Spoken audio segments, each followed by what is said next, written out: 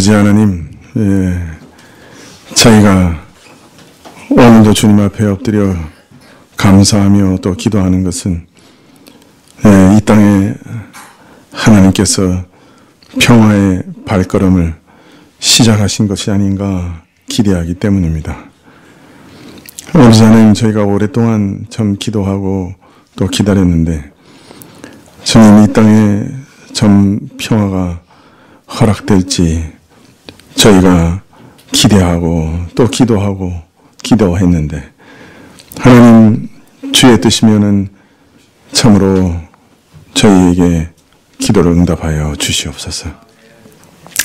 마치 엘리야가 큰 비를 주시기를 위해 기도할 때 지중해 해상에 조그만 손바닥만한 구름이 보였던 것처럼 지난 한 주 동안 조그만 구름을 보았습니다. 하나님, 이것이 참으로 이제는 큰 구름으로 변하게 하옵시고 저희가 바라던 그 단비가 좀 이 땅에 촉촉이 내려질 수 있도록 허락하여 주시옵소서. 주님, 참으로 저희가 마음속에서 진정 바라는 것이 무엇이겠습니까? 저희 마음의 평안을 얻는 것 아니겠습니까? 주님, 이 땅에 평화를 주시는 것과 함께 바라는 것은 저희 마음에도 진정한 평안을 주시옵소서. 환경의 변화와 또 환경에 좌우되는 평안이라고 하면 저희 일생 동안 어찌 마음의 평안이 있겠습니까? 그러나 환경을 뛰어넘어 하나님의 성령이 주시는 평안, 우리 마음을 든든히 붙잡아 주시고 항상 성령께서 충만하게 하셔서 주님이 모든 일을 주장하고 계신다. 나의 기도를 들으신다. 하나님 계획과 뜻 안에서 모든 일이 벌어진다. 하나님이 허락지 않으시면 참새 한 마리도 땅에 떨어지지 않는다 하는 그 믿음으로 인해 저에게 주어지는 그 평안이 아니고서는 저희가 평안을 누릴 수 없을 것입니다. 하나님, 우리 마음에 성령으로 인해 또 말씀의 약속으로 인해 하나님 믿는 믿음 때문에 참으로 주어지는 귀한 평안이 늘 자리 잡을 수 있도록 도와주시옵소서. 그러나 참 우리가 환경 가운데 좌우되는 사람들이요, 눈에 보이는 것들에 의해 격동되는 자들이요, 저희 마음의 경험과 삶의 정황에 따라 참으로 우리가 많이 흔들리는 자들 아니옵니까? 주님, 불쌍히 여기사 저희 관계된 모든 것을 완전케 하옵소서. 저희 삶과 저희 모든 가족들과 친척들과 또한 직장과 부부관계 안에서 관계된 모든 일들에 주께서 화평을 주시고 평안을 주시고 완전케 하시옵소서. 주님, 교회 가운데도 늘 평안을 주시옵소서. 저는 교회 안에 분쟁이 없게 하시고 시험을 이기는 능력을 주시고 늘 화평의 영이 지배하게 하시기를 간절히 기도합니다. 사람이 다스리지 않게 하시고 주께서 친히 다스리시옵소서. 사람에게 이제 맡기지 마시고 하나님이 능력으로 역사하여 주시옵소서. 주님, 저희 육신에도 평안이 있어야겠습니다. 질병 가운데 고통하는 육신에 무슨 평안이 있겠습니까? 주님, 우리 육신도 강건하게 하사 늘 평안케 하시기를 이 시간에 기도드립니다. 주여, 오늘도 저희 헌물을 주께서 받으시옵소서. 주께서 저희 자신을 대표하여 드린 헌물이오니 받으시고 또 저희 모든 것을 주의 것으로 인쳐 주옵소서. 찬송을 받으시고 특별히 말씀 가운데 깨닫는 영을 허락하사 주여 인치듯이 깨닫게 하시고 우리 마음에 새겨 주시옵소서. 모든 것 주께 의탁하옵고 예수님의 이름으로 기도합나이다. 아멘. 디모데후서 2장 21절부터 22절입니다. 디모데후서 2장 21절부터 22절 성경 말씀, 신약 344쪽입니다.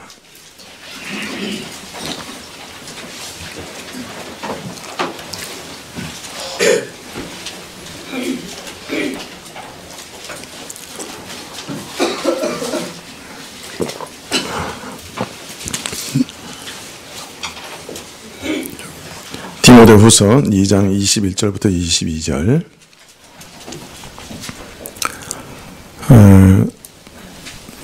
찾으신 줄 알고 봉독해 드리겠습니다.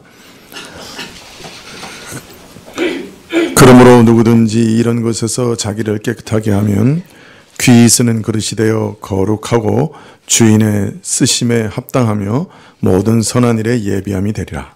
또한 내가 청년의 정욕을 피하고 주를 깨끗한 마음으로 부르는 자들과 함께 의와 믿음과 사랑과 화평을 좇으라.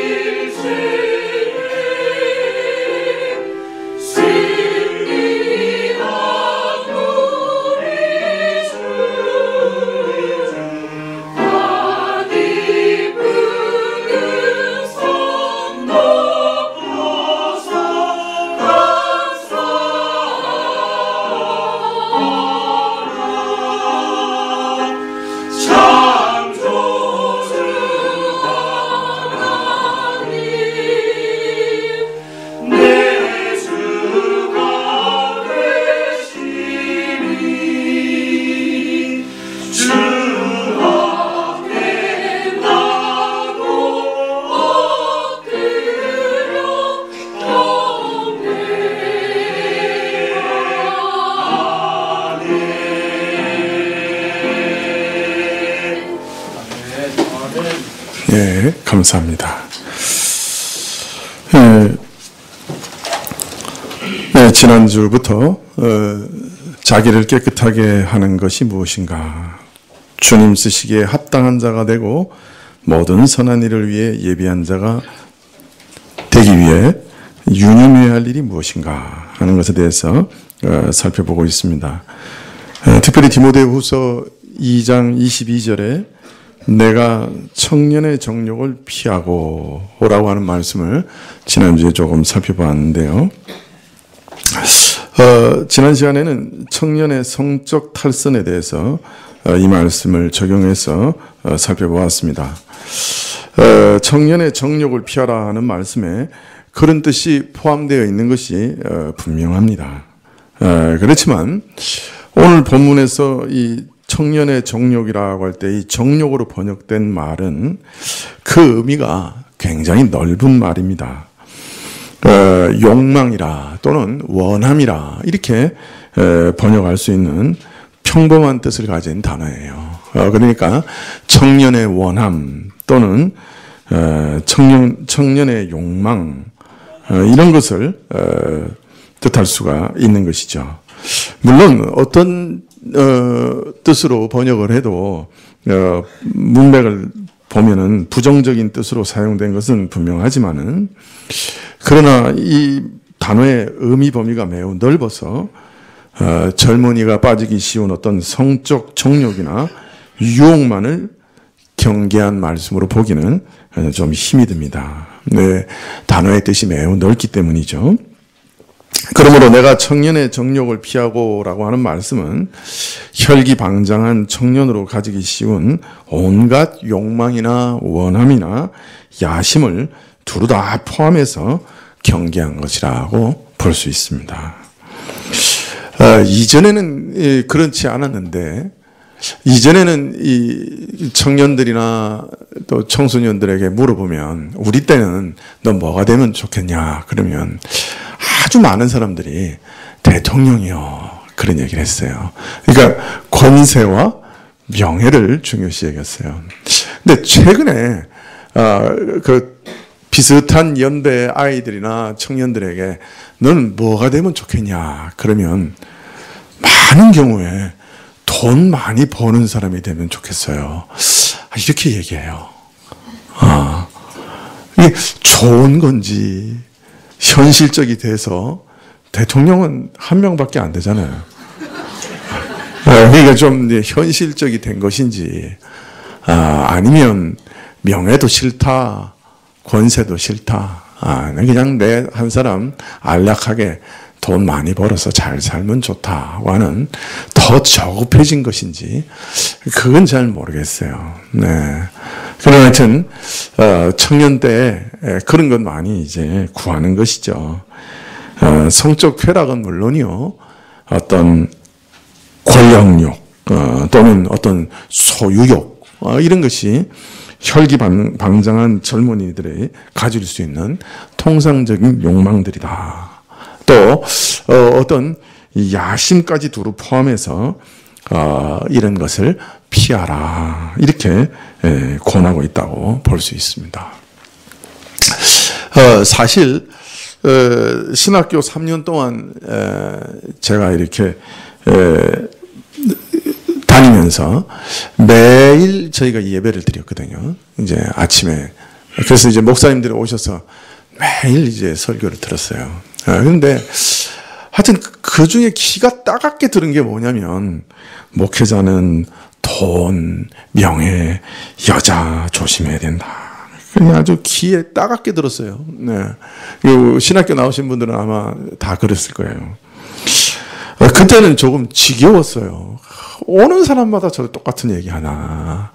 아주 지겨워가지고 좀 뭡니까 쌍심지를 키고 이렇게 듣고 있었는데 이제 뭐 한 30년 지난 다음에 돌아보니까 그 목사님들이 왜 그렇게 그걸 강조했는가 하는 걸 좀 이해가 돼요.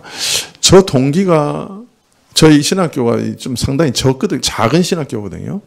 그래서 저희 동기가 그때 한 80명 되는데 벌써 한 20명은 사라진 것 같아요. 목회 현장에서 여러 가지 문제로 사고 하여튼 물론 본인이 나는 그 목회자가 아니다 생각해서 빵집하러 간 분도 계시고 또 생물학 교수하러 다시 이제 돌아가신 분도 있고 그래서 이제 떨어져 나간 분도 있지만 교회에서 여러 가지 사고로 떨어져 나간 사람들이 많아요. 알게 모르게 거의 한 4분의 1이 이미 목회를 포기하지 않았나. 이게 참 얼마나 돈 문제 특별히 많이 걸려 넘어가는지 모르겠고 또 명예심 때문에 잘못된 선택을 하기도 하고 또 여자 문제 때문에 교회에서 그만두는 그런 일들도 많이 있었어요. 참 사역자들이 넘어지기 쉬운 그런 함정들이었기 때문에 그 옛날 목사님들이 그렇게 많이 설교를 하시지 않았나 짐작이 됩니다.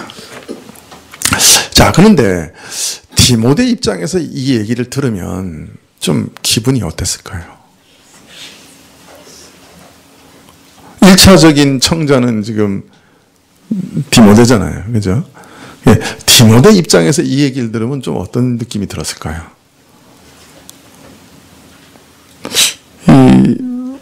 바울이 디모데한테 지금까지 항상 어떻게 했습니까? 전적인 신임을 보이고 칭찬을 하고 인정을 했어요. 또 지금까지 흠없는 전도자로서의 일을 감당해 온 사람이에요. 심지어는 교회에서 디모데 말은 내 말이나 똑같다 그렇게 편지를 보내기도 했어요. 자, 그런데 이런 디모데 같은 인물에게 야, 청년의 정욕을 피해라 이렇게 얘기하는 건 좀 어울리지 않는 것 같지 않아요?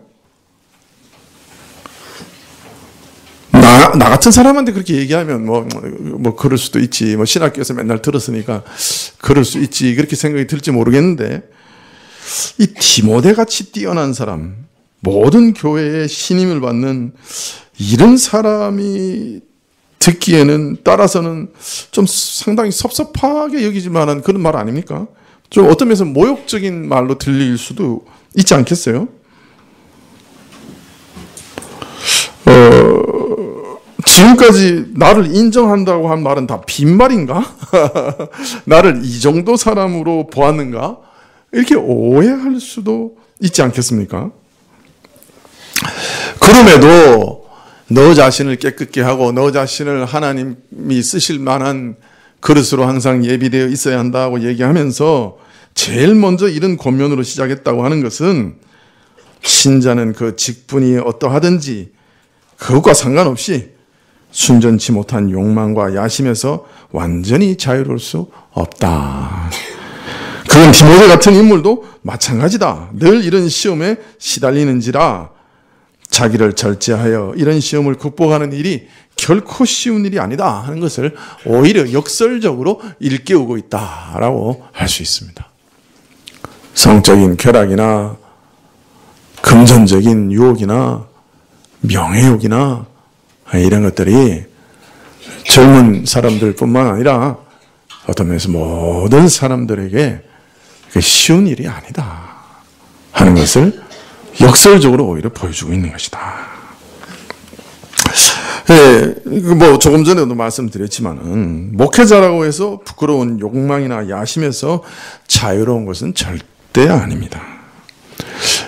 목회자가 정말 은혜를 받아 하나님의 말씀을 전한다고 하면 그 말씀은 하나님의 말씀입니다. 설교자나 목회자의 말이 아닌 거예요. 그래서 자꾸 목회자의 말로 들으시면 오해하기 쉬워요.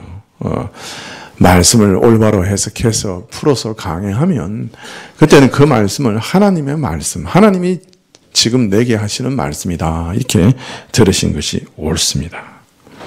그러나 오해하지 말아야 하는 것은 목회자가 전하는 하나님의 말씀이 은혜롭기 때문에 그것은 완전한 것이기 때문에 그 말씀을 전하는 사람도 완전할 것이다.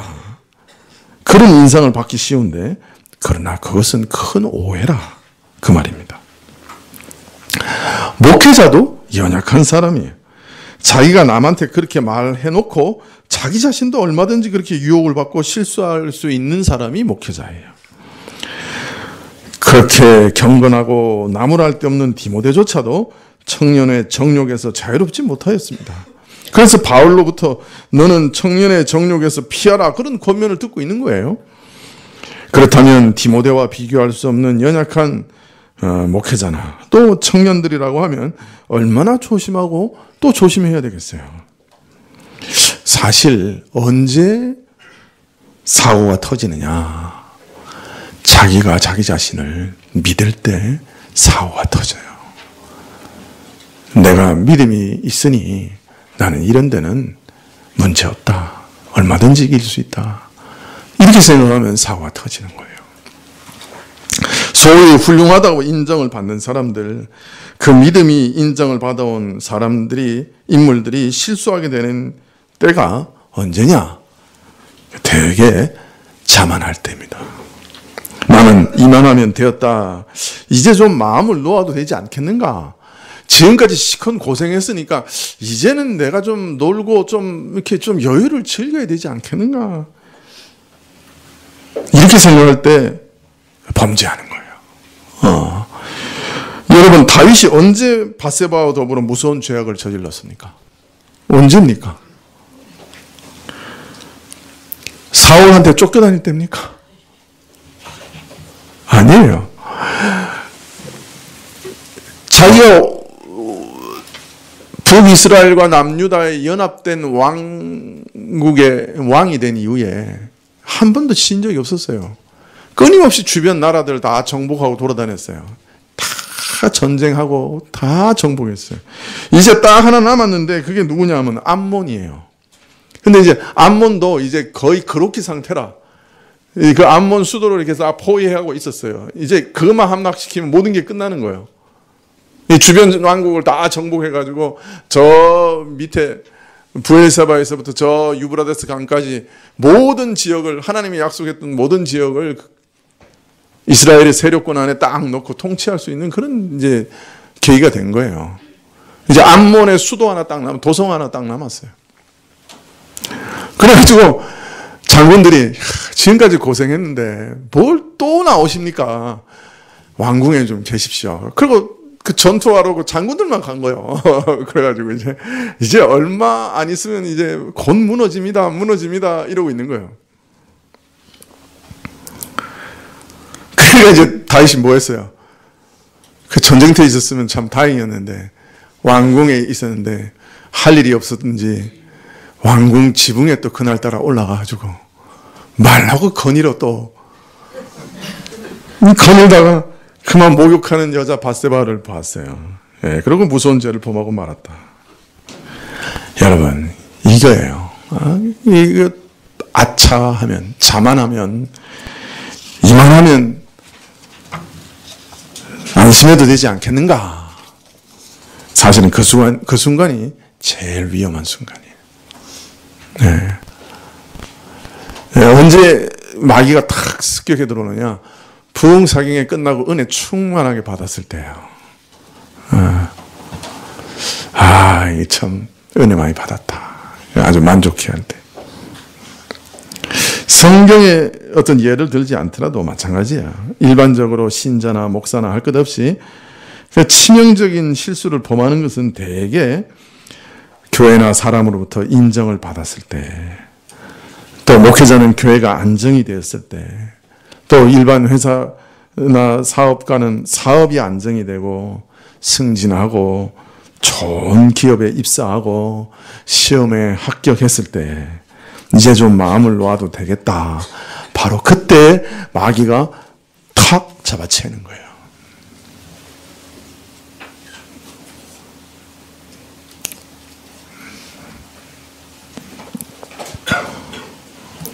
이제는 좀 안심해도 되지 않겠나. 이제는 좀 놀아도 되지 않겠나.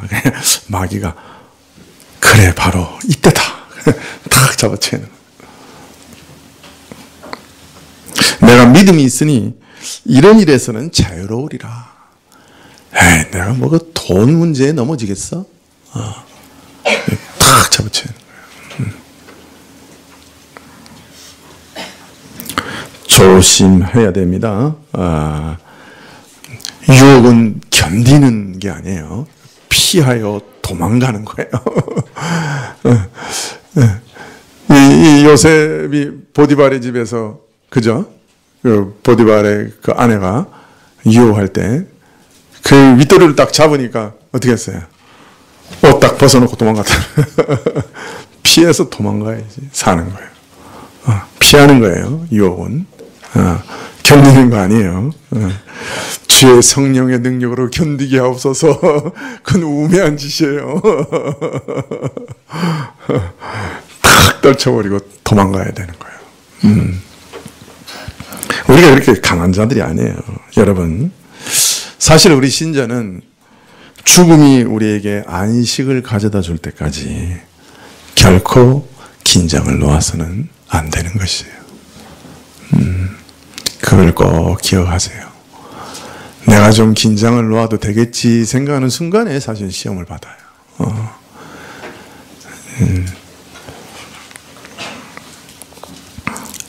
자, 주님이 쓰시기에 합당한 자가 되기 위해 유념해야 할 둘째 것은 2장 22절 하반절에 주를 깨끗한 마음으로 부르는 자들과 함께 의와 믿음과 사랑과 화평을 쫓으라, 그렇게 말씀하십니다. 먼저 피할 것에 대해서 얘기했죠. 이걸 피해라. 그 다음에 두 번째는 이거는 쫓아라 그랬어요. 쫓아라. 이거는 쫓아가야 돼. 어떻게든 쫓아가야 돼. 이런 것은 피하고 이것은 적극적으로 추구해라. 뭘 추구해야 되느냐? 먼저 의로움과 믿음과 사랑과 화평을 추구하라. 헐떡 꼭 얻기 위해서 따라가라 말이에요.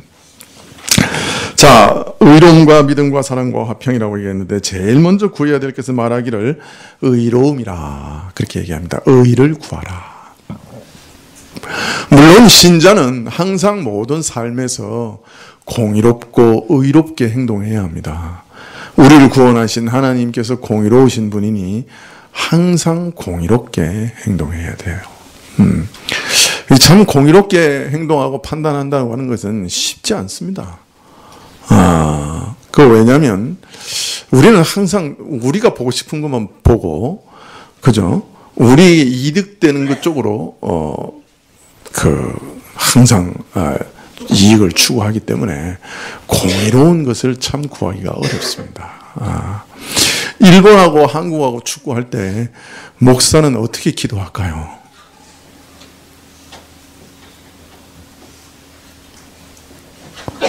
한국이 이기라고 기도합니다. 하나님께서 그 기도를 들어주실까요? 그 기도가 공의로운 기도일까요? 그래서 그 다음에 이렇게 얘기합니다. 그건 제 소망인데요. 혹 공의로우신 대로 열심히 준비하고 연습하는 사람이 이기게 해주십시오. 그 다음에 이렇게 기도합니다. 그러나 국민의 사기를 생각해서는 지금 이겨야 되겠사오니 이기게 해주십시오. 세 가지를 기도합니다. 축구 보고 기도하고 있습니다. 그러나 딱 중립적으로 진정 공의롭게 모든 것을 판단하고 행동하기는 정말 불가능합니다. 그러나 신자는 그 공의를 추구해야 합니다. 근데 여기서 말하는 의로움은 그 공의를 추구하기 위해서 우리에게 먼저 주어져야 할 의를 말씀하고 있다고 생각이 듭니다. 예수님께서 신자가 제일 먼저 구해야 할 것에 대해서 얘기할 때 말씀하셨어요. 먹고 마시고 입는 것, 그것은 이방인들, 하나님을 알지 못하는 세상 사람들이 추구하는 것인데, 그럼 너희는 뭘 추구해야 되느냐? 너희는 먼저 그의 나라, 즉 하나님의 나라와 그의 의, 즉 하나님의 의를 구하라, 이렇게 얘기하셨어요. 예수님이 말씀하신 것을 우리가 기억한다면 바울이 지금 의를 구하라고 말씀하실 때 그 바로 예수님이 말씀하신 하나님 나라의 의를 구하라고 하신 것인 줄 압니다. 당연히 하나님 나라의 의회는 우리가 공도를 추구하는 것이 포함되어 있습니다만은 여기 더 우선적인 것이 있어요. 그건 뭐냐면 하나님이 우리에게 주시는 선물로 주시는 의로움이에요.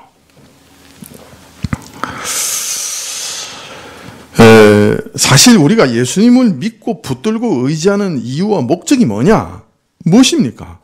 결국은 우리 죄를 사하시고 우리를 의롭다고 여겨주시는 그 의로움을 위해서지요. 나 같은 죄인을 의롭다고 여겨주시는 그런 의로움을 위해서 우리는 예수님께 가는 것입니다. 이런 의로움을 신학적으로 뭐라 그러죠? 칭의라 보통 그렇게 얘기하죠. 칭의를 얻기 위해서 예수님께 나오는 것입니다. 그래서 오늘은 남은 시간 동안에는 이 칭의에 대해서 좀 말씀을 드리려고 해요. 교회에서 여러 번 들으셨기 때문에 이제는 설교 안 해도 다 여러분이 설교하실 수 있는 정도가 되셨으리라 믿습니다만은 기초는 다지고 또 다질수록 건물은 튼튼하게 지어져 가는 것이기 때문에 또 기초를 다져보려고 합니다. 여러분, 성경에서 가장 극적인 구원을 얻은 사람을 뽑으라 그러면 여러분은 누구를 뽑겠습니까? 십자가상에 달렸던 강도를 뽑는 분들이 많을 거예요. 그죠? 십자가에 달려서 십자가에 매달려 계신 예수님을 비웃고 욕하는 사람들 가운데는 예수님과 함께 십자가에 못 박힌 두 강도도 있었어요. 두 강도가 양쪽에 같이 십자가에 매달려 있었는데 이 두 강도도 시비를 걸어요. 예수님께. 네가 하나님의 아들이거든. 한번 우리까지 다 이렇게 내려와 보게 해봐라. 이게 완전히 그냥 막 시비를 겁니다. 근데 한 강도가 갑자기 예수님을 비웃는 일을 중지하고 180도 다른 반응을 보입니다. 아마도 자신을 욕하고 죽이는 자들을 용서하시는 예수님의 놀라운 기도를 들은 후에 심경의 변화를 일으킨 것 같아요. 아버지여, 저들을 용서해 주십시오. 저들이 자기들이 하는 일을 알지 못하나이다. 참 얼마나 대단한 기도입니까? 우리는 우리 자신에 대해서 조금만 모욕해도 아주 기분 나빠요. 어제 오랜만에 어머니 모시고 저녁을 먹으러 갔는데 그냥 냉면 하나 먹으러 가려고 했다가 눈앞에 고기를 보고 선택을 바꿨어요. 그래가지고 고기 중에 제일 싼 갈비살을 시켰어요. 2인분. 우리는 3인분 시키면 못 먹어요. 이제 어머니하고 저하고 아내하고 아무리 많이 먹어도 3인분 못 먹어요. 2인분 시켰더니 그 여자 종업원이 가당치도 않잖아요. 세 사람 와서 2인분 시키면서 제일 싼 거 갈비살 시키니까 뭐가 좀 가당치 않았던지, 그 질긴 걸 왜 시키느냐고. 이 위에, 등심을 시키라고. 그렇게 얘기를 하는 거예요. 딱 보니까 가격이 2배야. 먹는 일순간 모욕을 받았어요. 쫀쫀하게 와가지고, 셋이 와가지고, 그것도 제일 싼 거, 그거 먹냐. 그리 돈 없냐. 이 등심 먹어라. 이렇게 얘기가 들리더라고. 그런 의미로 안 했겠지만 듣는 사람은 모독을 받는 거예요. 먹는 내내 이 갈비살이 맛이 없는 거예요. 그래서 오면서 다 먹은 다음에 마음속으로 내가 용서하리라 이러면서 왔다는 거야. 여러분, 이 인생이라는 게 이렇게 조그만 것도 그저 자존심 상하고 그냥 원통해하고 참 풀지 않는데 사실 우리가 이게 풀지 않는 사람들인데 자기를 지금 하나님이시잖아. 그런데 하나님이시면 한번 내려와 봐라고 모독하고 있는 참 천하의 가장 악당들을 예수님께서 지금 용서하고 계시는 거예요. 저들이 하는 짓을 모릅니다. 이게 기도하고 있는 거예요.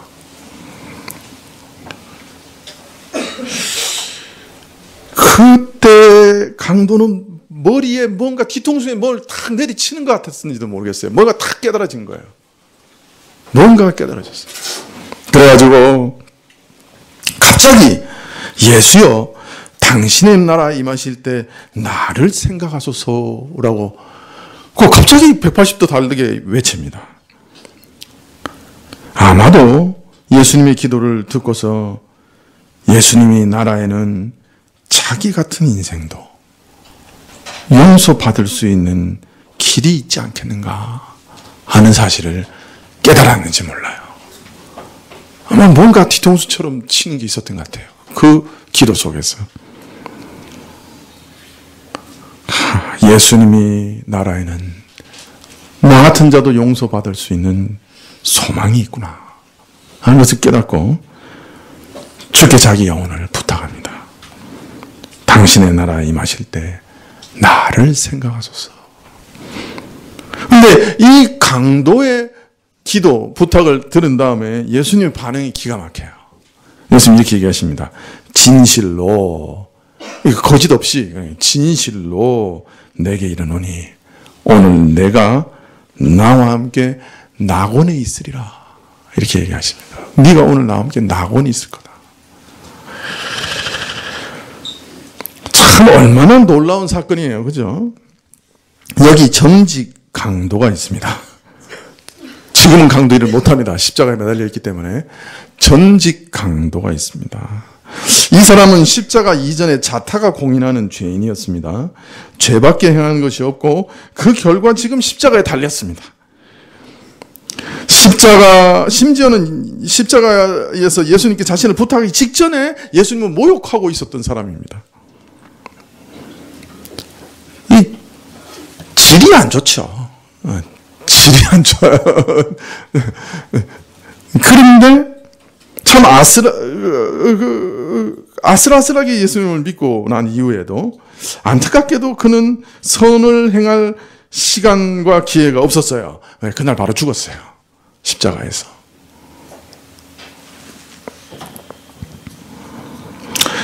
그런데 이런 강도가 십자가상에서 구원을 받았어요. 선을 행할 수 있는 기회도 없었어요. 그런데 내가 나와 함께 오늘 낙원에 있을 것이다. 이거 얼마나 놀라운 일입니까? 얼마나 놀라운 구원입니까? 이런 사람이 구원을 얻었다고 하면 누가 구원을 얻지 못하겠습니까? 그런데 이 사건은 놀라움과 동시에 우리에게 의문도 던져줍니다. 이 강도가 도대체 어떻게 해서 구원을 얻었지? 무엇이 이 강도를 구원했지? 하나님 앞에서 어떤 의도, 어떤 선도 내어놓을 수 없었던 이 강도가 어떻게 하나님의 심판을 통과했지? 어떻게 구원을 얻게 됐지? 하나님 앞에서 구원을 얻으려면, 율법을 지켜서 구원을 얻으려면 어떻게 해야 돼요? 율법의 대강령, 율법의 헌법이라고 할 수 있는 게 딱 두 가지 있죠. 하나는 뭐예요? 하나님을 온 마음과 온 뜻과 온 힘과 온 정성을 다해 사랑하고, 그 다음에 내 이웃을 내 몸처럼 사랑하라. 이것이 율법의 헌법이잖아요. 이게 율법의 대강령인데, 이 기준을 딱 통과해야지. 한 번만 그렇게 하면 됩니까? 아니요. 태어나서 죽을 때까지 단 한 번의 예외 없이 항상 계명을 그렇게 지켜야 돼요.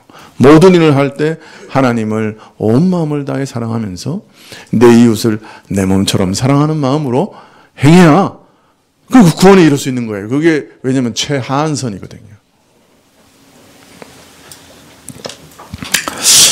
자, 이 강도는, 그러니까 구원 얻는 거는 언감생신 꿈도 꾸지 못할 일이죠. 자신의 의와 선으로는 전혀 불가능한 일이요. 근데 어떻게 이 강도가 구원 얻을 수 있겠어요? 네, 우리가 질문할 수밖에 없는 거죠. 자, 그 해답을 찾아봅시다. 네, 로마서 4장 1절에 한번 찾아보실까요? 강도가 얻은 게 도대체 뭐냐?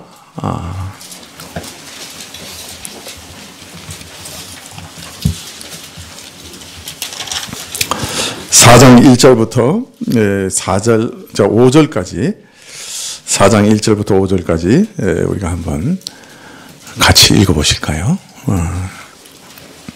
찾으셨어요? 네, 신약 243쪽인데요. 243쪽.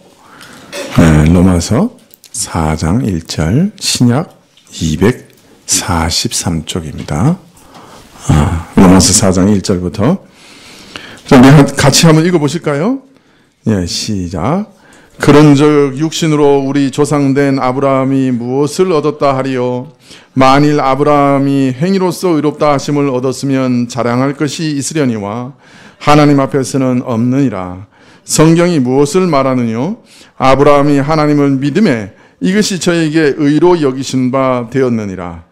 일하는 자에게는 그 싹을 은혜로 여기지 아니하고 빚으로 여기거니와 일을 아니할지라도 경건치 아니한 자를 의롭다 하시는 이를 믿는 자에게는 그의 믿음을 의로 여기시나니. 바울은 지금 이스라엘의 조상 아브라함, 이스라엘의 근원, 이스라엘의 시작, 이스라엘을 대표하는 사람, 이 아브라함이 어떻게 의에 이르렀느냐, 어떻게 하나님 앞에서 의롭다고 인정을 받았느냐, 어떻게 구원을 받았느냐 말하고 있는데 2절에서 먼저 행위로냐라고 묻습니다. 행위로냐? 만일 아브라함이 행위로 말미암아 즉 그의 행사가 하나님 앞에서 일일이 옳고 선하고 의롭다고 인정을 받아서 구원을 얻었다면, 의를 얻었다면 저가 자랑할 것이 있을 것이다. 하나님, 내가 이렇게 행해서 의로워졌습니다. 자랑할 게 있을 것이다. 그러나 실제 아브라함은 하나님 앞에서 결코 자랑할 것이 없었다. 내가 이렇게 의로운 자입니다. 내놓을 것이 없었다. 자, 그러면 아브라함은 어떻게 구원을 받았느냐? 의롭다고 인정을 받았느냐? 3절에 아브라함이 하나님을 믿음에라고 말합니다. 성경은 분명히 밝히기를 아브라함이 하나님을 믿으니 이것이 그가 하나님을 믿는 그 믿음이 그에게 의로 여겨졌다.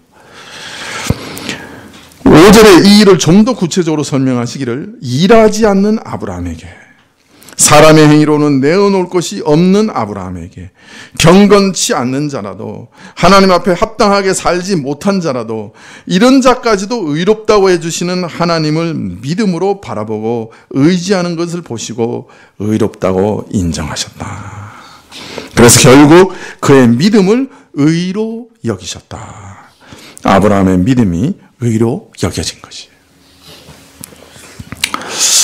아브라함은 하나님을 경건치 못한 자, 하나님 앞에 합당하게 살지 못하는 자, 자기 같은 죄인을 의롭다고 여겨주시는 분이라고 믿었어요. 아브라함은 하나님을 그런 분으로 믿었고 나 같은 죄인도 의롭다 하시는 분이다 이렇게 믿으니 하나님께서 그를 의롭다고 여기셨어요. 그렇다고 하면 이것은 그저 하나님께서 그 믿음을 의로 여겨주신 것이라고 밖에 할 수 없는, 여겨주신 것이라고 할 수밖에 없는 거예요. 강도가 얻은 것도 바로 이런 믿음에서 난 의였어요. 강도는 자기 같은 죄인을 용서하시는 예수님을 믿었던 거예요.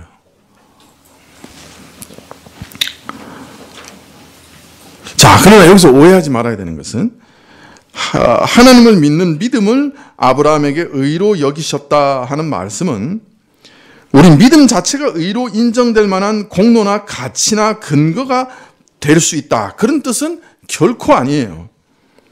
다만 경건치 않은 죄인을 의롭다 하시는 하나님을 바라보고 의지하며 그 은혜에 나를 맡기는 믿음을 통해서 우리로 하여금 의에 이르게 하신 거예요. 특별히 3절에 의로 여기신 바 되었다 하는 말을 우리가 주목해야 합니다. 여겼다고 하는 말은 그 믿음 자체가 의가 된다는 말이에요? 안 된다는 말이에요? 예? 안 된다는 말이에요.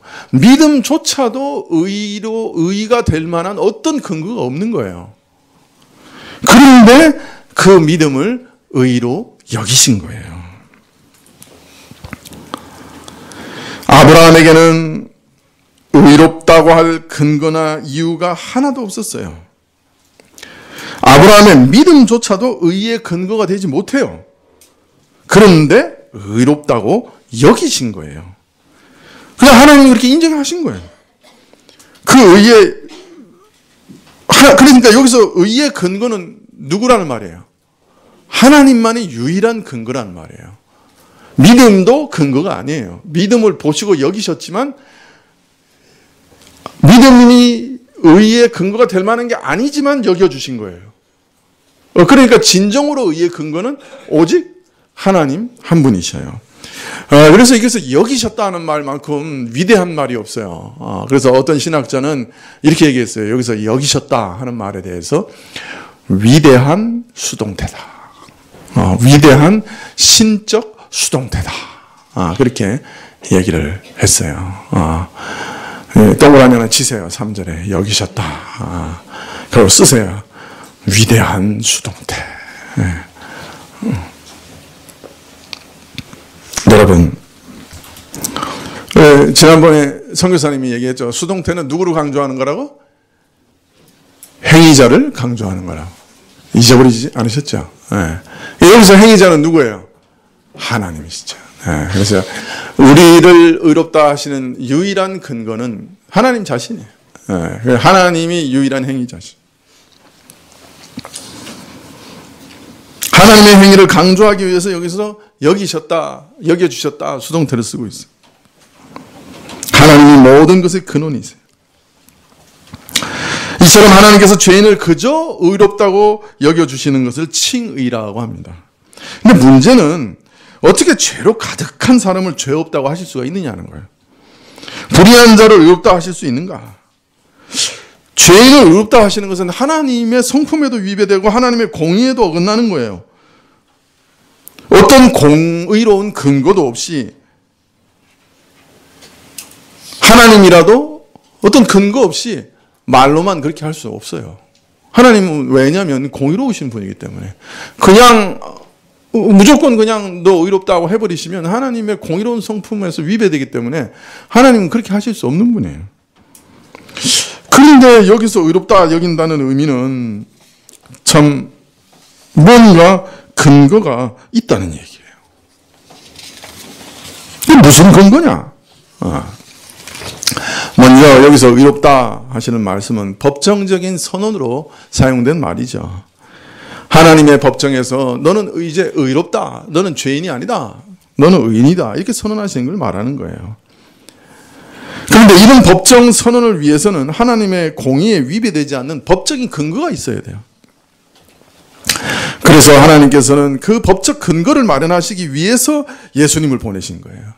우리의 대리자, 우리가 받아야 할 모든 죄의 진노를 대신 받을 예수 그리스도를 보내신 거예요. 법적 근거를 마련하기 위해서.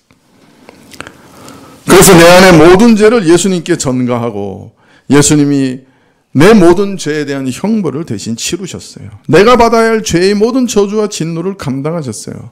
이것이 칭의의 법적 근거예요. 그래서 고린도후서 5장 21절에는 하나님이 죄를 알지도 못하신 자로 우리를 대신하여 죄를 삼으신 것은 우리로 하여금 저희 안에서 하나님의 의가 되게 하려 하심이라. 예수님이 우리 대신 죄인이 되고 형벌을 감당하셨기 때문에 우리는 예수님 때문에 의인이 된 것이에요. 그래서 법적인 근거는 예수님의 대속사역, 나를 위해 대신 죽으신 죽으심이라는 말입니다. 또 예수님께서는 이 땅에서 자신이 율법을 완벽하게 지키셨어요. 하나님을 온 마음을 다해 사랑하시고 이것을 내 몸처럼 사랑하신 그 율법을 항상 완전히 지키신 분은 예수님밖에 없어요. 예수님은 그의 행하심과 죽으심과 구속으로 이루신 모든 의를 우리에게 법적으로 전가해 주셔요. 그래서 예수님의 구속사역으로 이루신 의, 율법의 완성을 통해 얻으신 그 의로움을 법적으로 우리에게 선물로 주시는 거예요. 그래서 칭의는 늘 두 가지 측면을 갖고 있어요. 하나는 소극적 측면인데 그리스도 안에서 죄의 완전한 죄사함을 받았다는 선언이에요. 칭의는. 죄를 완전히 사함받았어요. 더 이상 죄의 책임과 형벌과 심판과 정죄가 없다는 하나님의 법적인 선언이에요. 너는 이제 정죄함이 없다. 그래서 로마서 8장 1절에 그리스도 안에 있는 자에게는 정죄함이 없나니 라고 분명히 선언하고 계세요. 그래서 칭의의 한 측면은 소극적 측면이에요. 너는 이제 결코 정죄가 없다. 넌 죄인이 아니다. 너의 죄는 완전히 사해졌다. 너의 죄는 완전히 다 형벌 받았고 대가를 지불했다. 그렇게 선언하시는 거예요. 그래서 우리가 그것을 죄사함 받았다 이렇게 얘기하죠. 칭의의 둘째 측면은 적극적인 측면이에요. 우리가 죄사함을 받은 다음에 그냥 그 의는 하나도 없고 죄도 하나도 없는 그런 중립 상태에 있는 게 아니에요. 죄가 하나도 없을 뿐 아니라 완전한 의로움을 소유하신 예수님의 의가 내 것이 되었어요. 그래서 하나님은 선언하시고 인정하세요.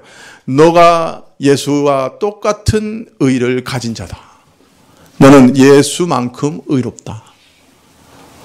그렇게 선언하시는 거예요. 그것이 칭의의 적극적인 면이에요.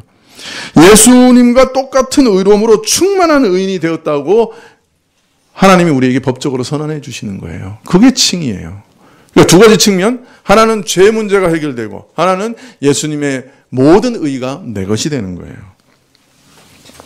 이런 칭의는 조금도 인간 안에서 이루어진 의가 아니고 이런 칭의는 생내적, 우리 안에서 이루어지는 어떤 생내적 의에도 기초하고 있지 않아요. 전적으로 우리 밖에서 성취된 그리스도의 외래적인 의예요. 그래서 루터가 이것을 굉장히 강조해요.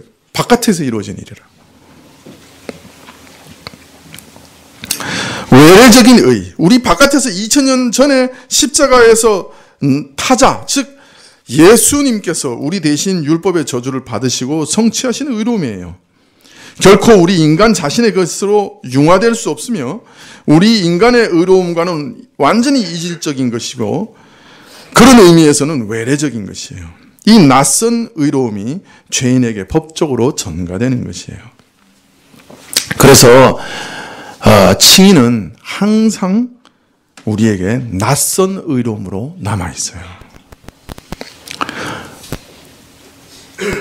그래서 우리는 좀 곤란을 겪어요. 왜냐하면 믿는 자가 법적으로는 하나님 앞에서 뭐예요? 의인이에요. 그런데 본질적으로는 여전히 죄인이에요. 그러니까 우리가 자꾸 헷갈리는 거예요. 내가 죄인인가? 의인인가? 헷갈리는 거예요. 그래서 구원파가 와서 맨날 물어봐요. 너 죄인이냐? 의인이냐? 그럼 머리를 끄적끄적해요. 이거 칭의를 받았으니까 의인인 것 같은데 또 그러려고 자신 있게 나 의인이야 라고 얘기하려고 그러면 또 속에서 너 죄인이잖아. 그런 얘기가 나오거든요. 이게 본질적 죄인이거든요. 그래서 구원파에서는 내가 의인이다 이렇게 얘기 못하면 너는 아니다 이렇게 얘기하는 거예요. 근데 정확하게 얘기하면 이렇게 얘기해야 돼요. 의인인 동시에 죄인입니다. 그렇게 얘기해야 되는 거예요. Simul justus et peccator. 의인인 동시에 죄인입니다. 내가 한번 대전에 가서 박옥수라고 그 구원파 수계하고 한 만났어요. 그리고 그 사람하고 얘기했는데 내가 루터에 대해서 이렇게 얘기하니까 깜짝 놀라더라고. 그런 얘기가 있냐고. 그렇다고 회개하지는 않더라고.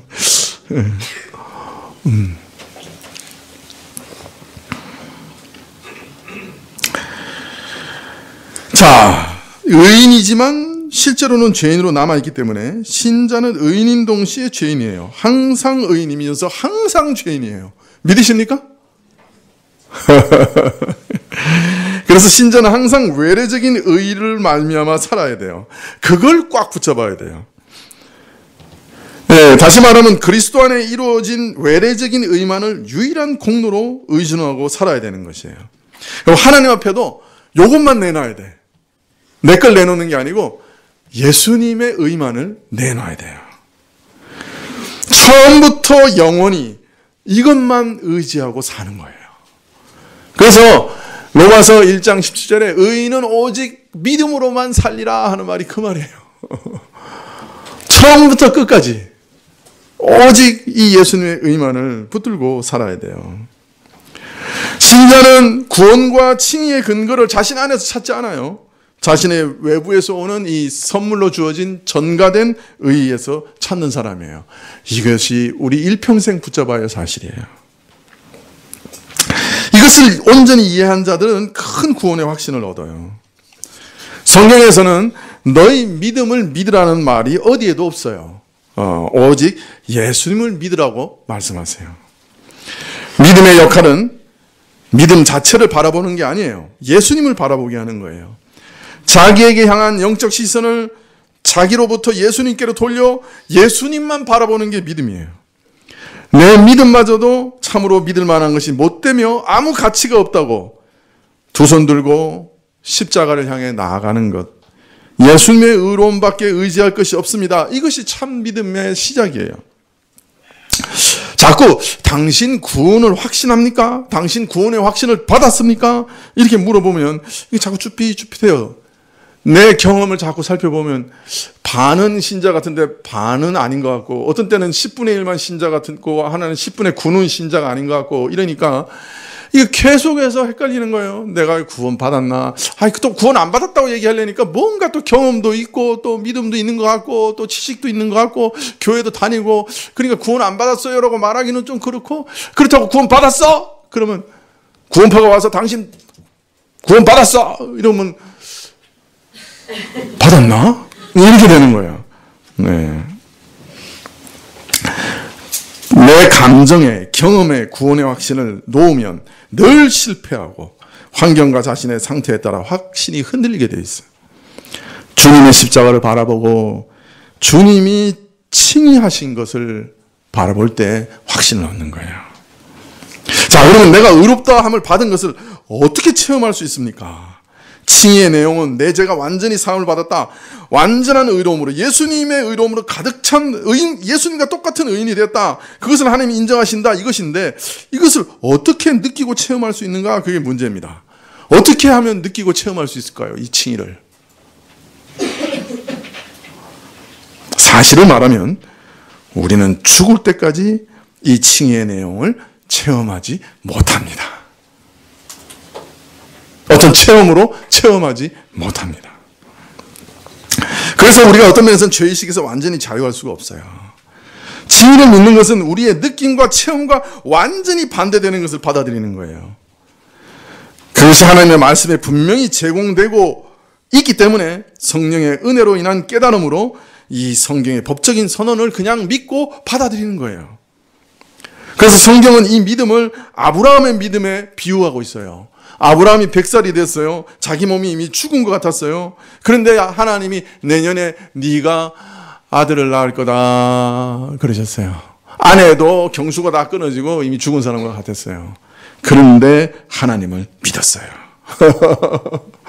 하나님은 부활의 하나님이시니까 자신을 죽은 자도 살리시는 분이니 죽은 자 같은 나를 통해서도 이삭을 주실 것을 믿었어요. 여러분, 하나님을 믿었다 하는 그 믿음의 성격이 이런 것이에요. 100세인데 믿은 거예요, 자기가. 비유컨대 이와 비슷해요, 또. 이 미국 시민권을 받을 때 선서를 합니다. 네, 내가 미국 시민으로서의 의무를 다하겠습니다. 이렇게 선서하죠. 그 사람은 언제 미국 시민이 돼요? 네? 선서하는 그 순간에 미국 시민이 됩니다. 이미 되어버렸어요. 미국 정부가 그것을 분명하게 인정하기 때문이죠. 실제로 코가 높아진 것도 아니고 피부 색깔이 하얗게 변화된 것도 아니고 영어를 그 순간에 잘하게 된 것도 아니에요. 본질은 하나도 변하지 않았지만 미국 정부가 그 선서하는 순간에 그를 미국 시민으로 인정합니다. 지금 미국 정부보다 훨씬 높으시고 훨씬 권위 있으시고 훨씬 능력 있으신 하나님께서 법적으로 선언하십니다. 너 예수 믿었냐? 의롭다. 이제부터 의롭다. 믿으십니까? 이게 칭의예요. 이게 칭의예요. 그래서 여기 신앙의 닷을 내려야 됩니다. 하나님의 이 선언에 우리 신앙의 닷을 내려야 돼요. 무슨 체험을, 칭의받은 체험을 내가 하겠다. 그 체험 없어요, 죽을 때까지. 그러나 말씀 믿고 가는 거예요. 너 의롭다. 그래서 로마 로마서 8장 33절에 이렇게 얘기합니다. 누가 능히 하나님 택하신 자들을 송사리요 의롭다 하신 이는 하나님이시니 누가 정죄하여 죽으실 뿐 아니라 다시 살아나신 이는 그리스도 예수시니 그는 하나님 우편에 계신 자여 우리를 위하여 간구하시는 자신이라. 누가 우리를 그리스도의 사랑에서 끊으려 환난이나 공고나 핍박이나 기근이나 적신이나 위험이나 칼이라. 기록된 바 우리가 종일 주를 위하여 죽임을 당케 되며 도살할 양같이 여김을 받았나이다 함과 같으니라. 그러나 이 모든 일에 우리를 사랑하시는 이로 말미암아 우리가 넉넉히 이기느니라. 피조의 어떤 존재도 하나님이 내신 이 법적 선언을 흔들 수 없습니다. 사탄도 어쩔 수 없습니다. 그러니 우리도 우리 자신을 정죄하며 나는 소망 없다는 정죄의식에 빠져서는 안 됩니다. 우리는 자꾸 죄에 빠지고 또 빠지고 같은 것 계속 도돌이표 하고 있으면 나도 이거 나를 버릴 것 같은데 하나님은 벌써 나를 버리셨을 거다 이렇게 생각합니다. 그래서 죄사함 받은 확신을 누리지 못합니다. 이것이 사단의 집요한 전략입니다. 여러분 하나님의 말씀을 믿음으로 이 사단의 송사를 잘라내십시오. 저는 죄책감 우리 있어야 돼요. 내가 죄를 치우고 나서 이게 참 슬프도소이다. 내가 이런 죄인입니다. 고민하고 근심하고 답답해야 돼요. 그거 없으면 이상한 거죠. 그러나 정죄의식에 빠져서 나는 이제 소망 없다. 그것은 아니에요. 그것은 사단에게 속는 것이죠.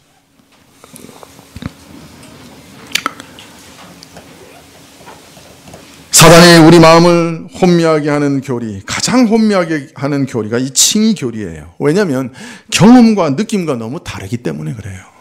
우리는 100세 된 아브라함과 같아요. 죽었어. 매일 육신으로 죽은 자의 썩은 냄새를 푹푹 풍기고 살아. 매일 죽은 자의 육체의 더러운 것을 쏟아내고 살아. 죄를 쏟아내고 살아.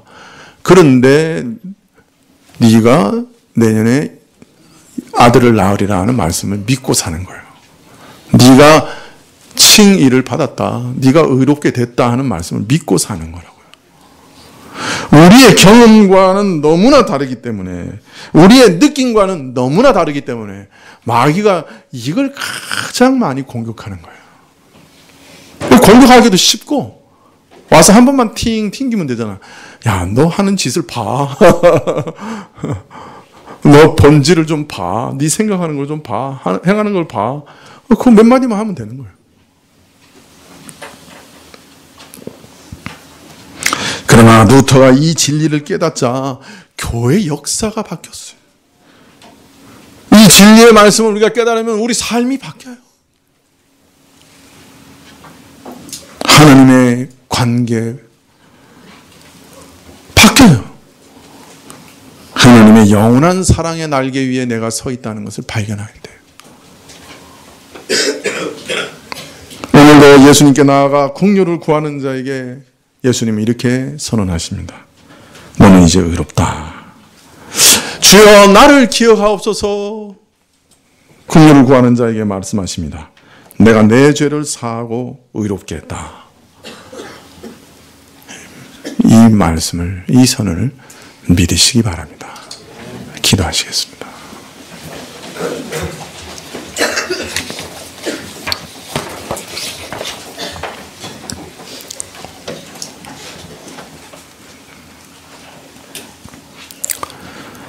주여, 성령으로 우리에게 비추시옵소서. 믿음을 주시옵소서. 아브라함과 같은 믿음을 주시옵소서. 매일매일의 삶 가운데서는 네가 참으로 의롭다 하심을 받은 자가 아니다 라고 외치고 수많은 증거들을 드러내지만 우리는 오직 하나님 그 말씀만 믿게 하옵소서. 하나님의 선언만 붙들고 일평생 걸어가게 하옵소서. 예수님의 이름으로 기도합나이다. 아멘. 203장 찬송하시겠습니다.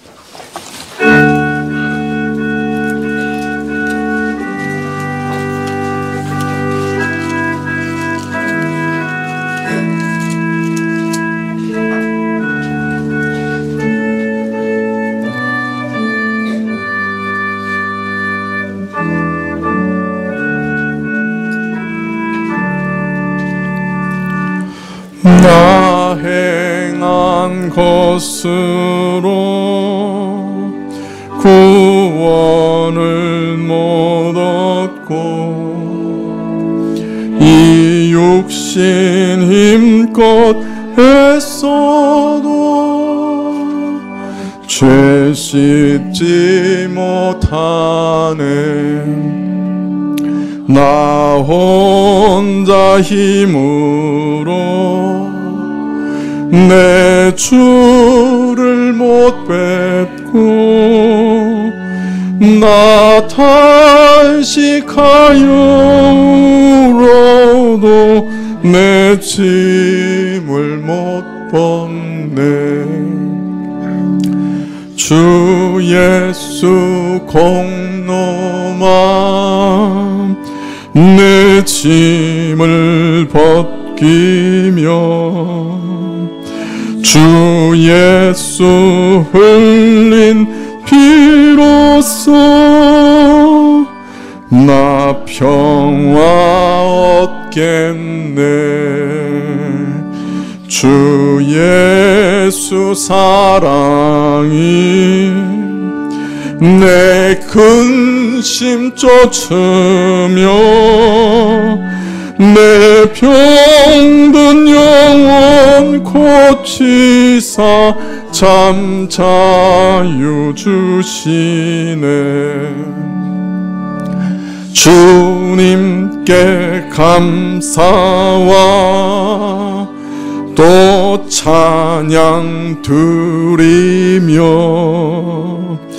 그 거룩하신 사랑을 늘 바라봅니다. 내 모든 근심과 내 모든 두려움 주 묻히셨던 무덤에 다 묻어버리네. 은혜의 하나님 나 의지합니다. 주 예수 나를 부르사 자녀로 삼았네. 그 사랑 크시니 나 주를 기리고 주 다시 사시었으니 나 다시 살겠네.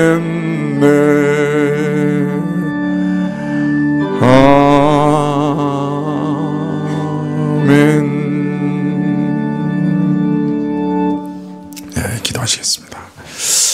지금 우리 주 예수 그리스도의 은혜와 하나님 아버지의 그 크신 사랑과 이 은혜와 사랑을 깨닫게 하시고 누리게 하시는 성령님의 교통하고 역사하심이 주 예수여 나를 기억하옵소서. 오늘도 주께 자신의 영혼을 부탁하며 머리 숙인 주의 백성들 위해 지금부터 영원까지 함께 계실지어다. 아멘.